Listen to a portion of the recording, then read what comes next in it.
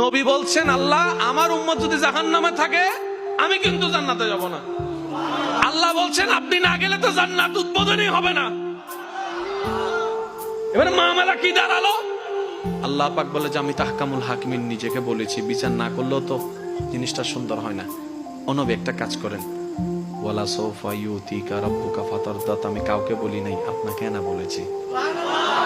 ওমা আরসালনাকা ইল্লা রাহমাতাল লিল আলামিন, কারো সম্পর্কে নাজিল করি নাই, আপনাকে দিয়েছি। ওয়ালাল আখিরাতু খায়রুল লাকা মিনাল উলা, কাউকে বলি নাই, আপনাকে বলেছি।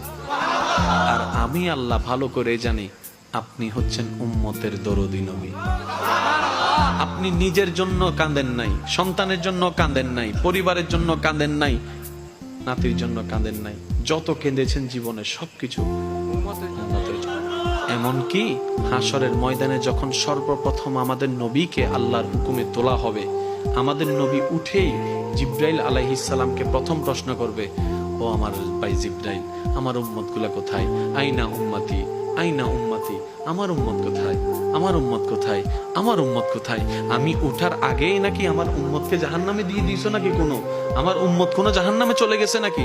জিব্রাইল বলবে, ইয়া রাসূলুল্লাহ, প্রথমেই আপনাকে তোলা হয়েছে, এখন আর কাউকে তোলা হয় নাই, প্রথমেই আপনি উঠেছেন। আমার নবী বলবে, আমার উম্মত গুলা কোথায়? জিব্রাইল বলবে, ইয়া রাসূলুল্লাহ, এখনো তারা উঠে নাই, উঠবে একটু পরে। নবী দৌড়ায় চলে যাবে আল্লাহর রহমতের দরবারের দিকে।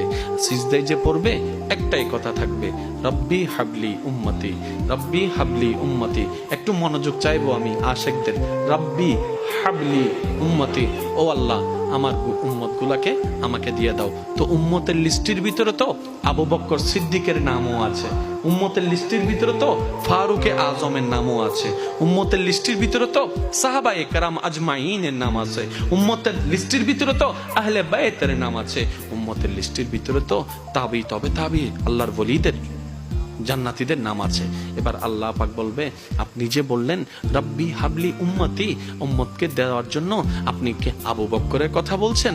নবী বলে যে না, আমার আবু বকরকে নিয়ে চিন্তা নাই, আমার ফারুককে নিয়ে চিন্তা নাই, আমার ওসমানকে নিয়ে চিন্তা নাই, আমার আলীকে নিয়ে চিন্তা নাই। ও আল্লাহ, আমার উম্মতের ভিতরে যারা জাহান্নামের অধিবাসী হবে ওই উম্মত গুলাকে আমাকে দিয়ে দাও। আল্লাহ বিচারক হয়ে বিচারক করবেন, জাহান্নামীকে জাহান্নামে দিয়ে দিবেন। আহকামুল হাকিমের দায়িত্ব শেষ। এবার নবীকে আল্লাহ সিজদায় যাওয়ার অনুমতি দিয়ে সুপারিশ করাবেন। নবীর সুপারিশ কবুল করতে করতে নবীর উম্মতকে, আল্লাহর বান্দাদেরকে জাহান্নামী থেকে জান্নাতি করে দিবেন। জগৎ জিজ্ঞেস করবে, মওলা জাহান্নামী আবার জান্নাতি হয় কেমনে?